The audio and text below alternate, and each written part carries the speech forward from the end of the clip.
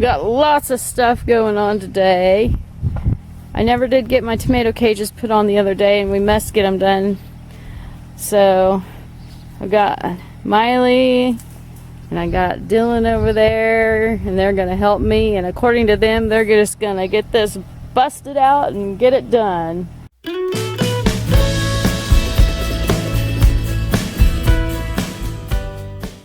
I found a spider over here. You did?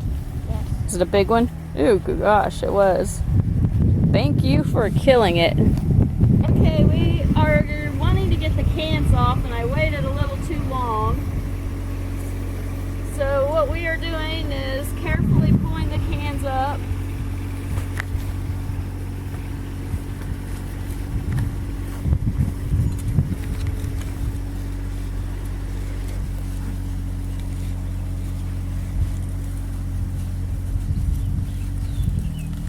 And when we get it up like that, we just take the cage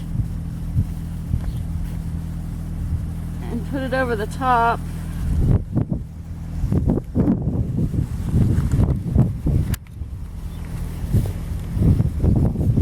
We carefully pull the can off just like that. And hopefully we don't do too much damage to the tomato plants in the meantime. Okay, while Dylan and I are working on the big tomatoes, Miley is doing the small ones.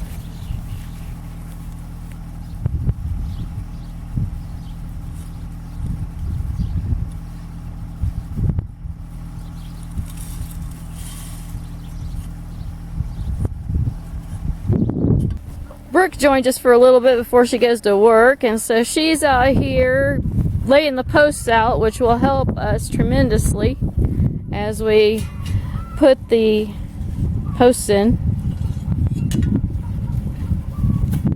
We are just about done with getting all the cages on. Now that all the cages are set, we go around and put a couple of posts in each one.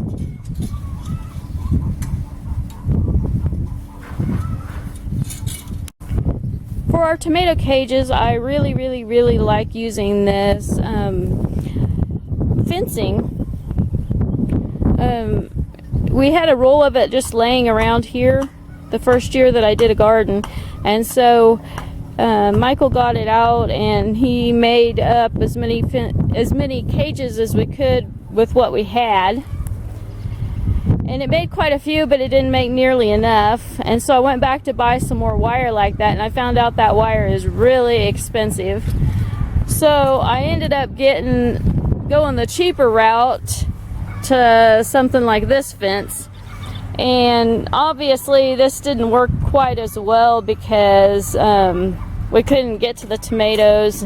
It didn't really give the tomatoes enough room to grow. So last year I came up with a solution to that, and I just opened up the cages and then leave this opening right here like this, and then I can still, reach in and pick the tomatoes when I need them, but yet it'll still hold up the tomatoes as they grow. And then if they start to fall out through the opening, I will just take string and tie it across like that to hold up the branches. So it works pretty good.